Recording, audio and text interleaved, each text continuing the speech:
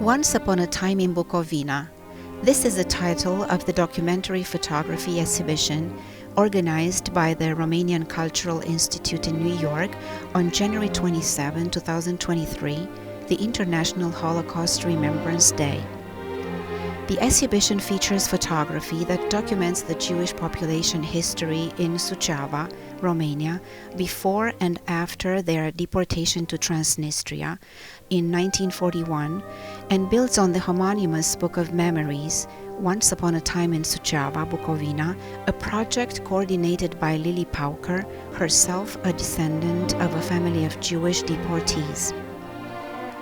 The black and white images and the history chapter documented in the book come to life through the participation in this commemorative event of the children of several survivors of the deportation to Transnistria. The force of remembrance and the desire of these survivors' descendants to capture, through personal stories, a less-known chapter of the Romanian history add to the sources of these historical documents. Cornel Feruță, the Romanian ambassador at the United Nations, participated in the exhibition opening and the roundtable discussion, and was followed by Diana Dumitru, Ion Rațiu, visiting professor in Romanian Studies at Georgetown University, with a research interest in the Holocaust in Eastern Europe, Marius Kazan, researcher at the Elie Wiesel National Institute for the Study of the Holocaust, Romania, and Dorian Branea, the director of the Romanian Cultural Institute in New York, who hosted the event and moderated the conversation. Lily Pauker, Harry Bollner, Paul Laneberg, and Eugene Whiteman, all children of Jewish deportees to Transnistria, evoked personal memories and experiences related to this dramatic chapter of history and about their return years later to their native and beloved Bukovina. A red thread connects all these separate stories and destinies: the love and tenderness the survivors' children expressed towards the beautiful Bukovina. For many years, my eldest daughter, Efrat, wanted to visit Romania, and I was reluctant to do it, but in 2014, in May, she finally got her wish, and we went to Romania. So we landed in Bucharest, which is here in the south, and we had to drive 300 miles to the northeast to Suceava. And the countryside was overwhelming. It was so beautiful. The greens and the bushes of lilac and the fragrances was really something apart. And my daughter kept saying, "Why didn't we come earlier?" And I couldn't say to a young lady raised in a free world what it meant to be a child in a communist country, grown up then. So finally we got to Suceava, and my town wasn't anymore. It was demolished, a lot of the old buildings. So where could I find the Suceava that my daughter wanted to see? Only in the graveyard. So we went to the Suceava cemetery, and there we found the cobbler, the tailor, the teacher, the dentist, all my community. And this is how it started. It started with the third generation that wanted answers. And then one of my friends, of our friends, Dorli Weidenfeld, she gathered us in a reunion in 2015. And there was Paul Laneberg that is sitting here, and his request was, should we not write a book about what our fathers told us? So, a visit in the past and a request of the present brought together, converged into the idea of this book. It's a book of over 100 stories, personal stories. written by 56 people, more than 300 pictures, and 60 documents. And to tell you the truth, it's written for Riri's daughter, for my daughter Sharon, for the lady that from the Woods that she spoke with me earlier, and she came here with her son, for Meital, Alina Budin's daughter. So you can see where our roots come from. And let me say that my community had not the chance to come into the free world in the 40s or before. But now you can see their faces. Finally, they came into the free world. People here, maybe they don't even understand that we, in the darkness of the night, heard the Voice of America, the radio station, because we wanted to know what the true news are.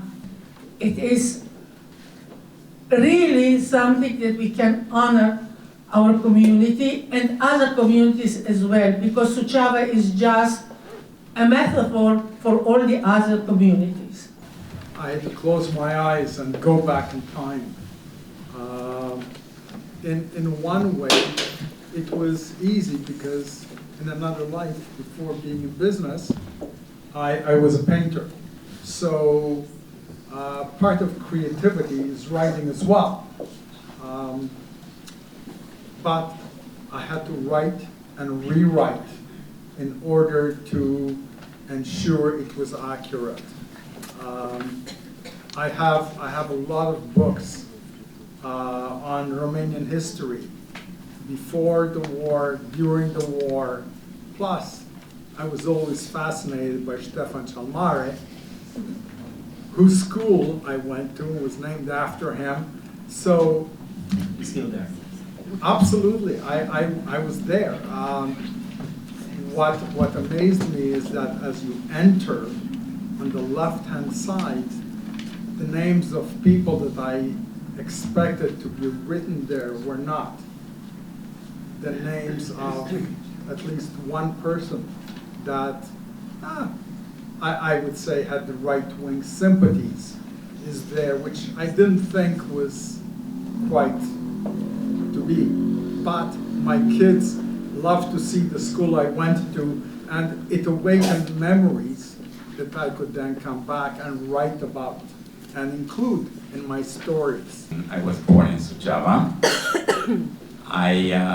I'm a proud Israeli citizen. I'm a proud Romanian citizen. I'm both.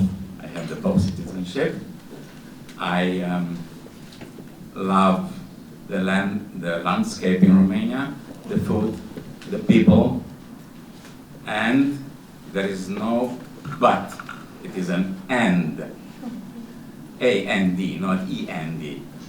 I want to say some words about what I know about the deportation. I know that the majority of the survivors of the Holocaust, because of fear, maybe shame, maybe other reasons, they do not speak about this famous period, the 1,000 days and nights between 41 and 44. My father, which is deported in Shargorod, this 1,000 days and nights, almost every time I spoke with him, he told me another experience, very interesting experience he had there. For example, he was a young doctor there, and he was paving roads, for example, and some other things, some other works, which if you want to live, if you want to survive, you have to do it. For example, once Major Botoraga, which has the right of life and death for the people people from Jewish people from Suceava. Once he was with a gun on his head. Fortunately, as you can see me here, he has a problem, Major Potoroaga, with his gun. With Eugene. Sorry? With Eugene. Yeah. So, and once more, you can say half of the people from Bukovina were murdered. You can say half of the people survived. Well, it depends. You can see the half of the bottle empty or half of the bottle without water. It depends how can you see it. Another thing I want to tell you, I make a big step towards 60 years, and if you allow me. If somebody saw the movie, I'm sure it was the movie, a German movie, fantastic movie, The Life of the Others, which the Eastern German security put microphones in the house of somebody, of an actor. We were in the same situation. We lived about 3 years with the microphones in our house, and how do we know it?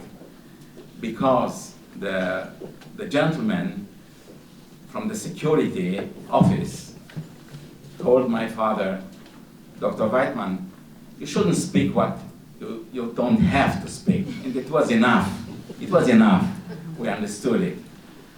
So you can see there are people like this, even the people in the former communist securitate, there are nice people, gentle, and you can't say, you can't generalize that all of them are bad or all of them are good.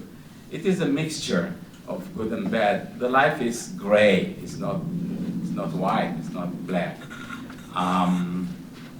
I can say at the end that this small chapter, it marked me for the rest of my life when I was in my house, my parents and myself, with a microphone in the house. And when my parents spoke between them and with me, it was outside, in the garden, or in the forest. In the house, nothing was spoken. This was a very interesting, in my point of view, experience with the Romanian Securitate in comparison with what happened in the Holocaust period. The children of the deportees found out quite late about the fact that their parents have been through this ordeal.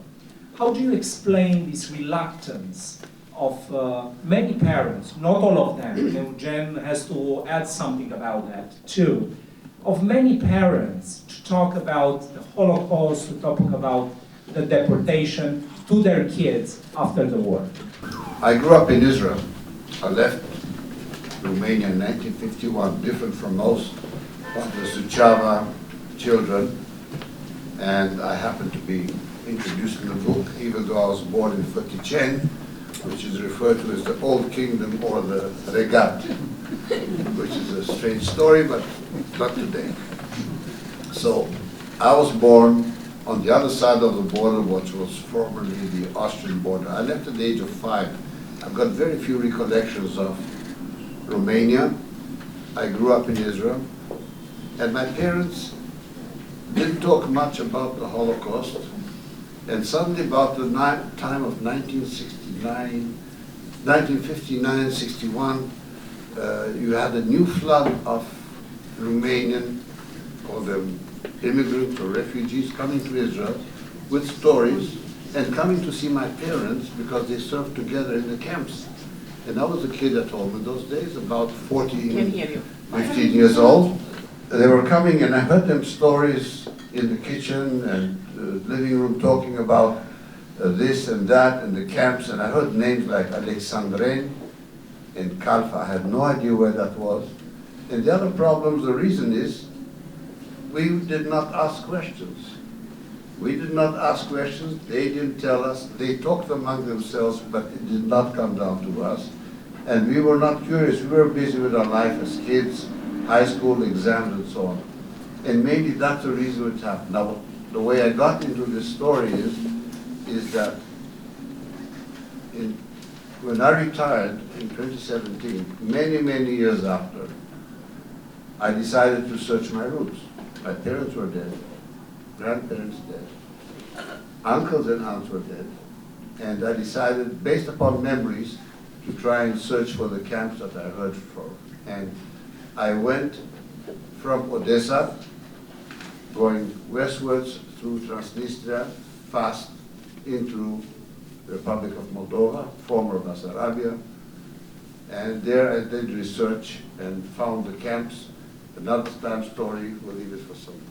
First of all, I didn't know that in Transnistria there were more than 172 ghettos and camps. It was not known to me. So, of course, they don't know. And the book is heavy, and the book is large, and they are reading a bit and more a bit, and they start to ask questions. And the fact that some of these people of the new generation, of the third generation, are here is for me an evidence that they seek the answer. And they will seek even more when they will be in my age. And I won't be here to give the answers, and maybe this will be something that we can leave behind.